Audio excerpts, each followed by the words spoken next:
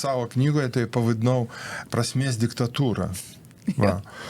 Ir kažkas tai persekioja, kažko neleidžia man tiesiog gyventi toj komforto zonui savo, visą kažkokios mintys lenda į galvą ir visą laiką kažkoks tai yra vidinis tasai interfeisas su kažkuo vis jungiasi, nesusijungia, kad ir kažkoks yra reikalavimas prasmės.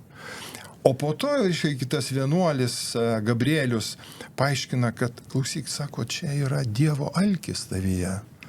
Dievo alkis. Tu esi dieviškas, dėl to ir esi alkanas Dievo, supranti? Ir po to po truputį susiveda, kad prasmė, įsiprasminimas, tai yra iš kitos pusės, tai yra ir įsidievinimas.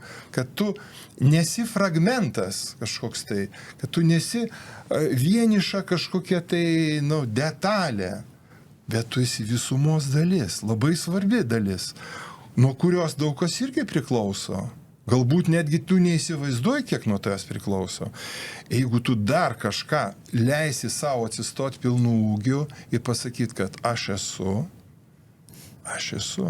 viso to. Labai svarbi, absoliučiai neatsiejama dalis. Tai tu tampi, reiškia, dievišku žmogumi.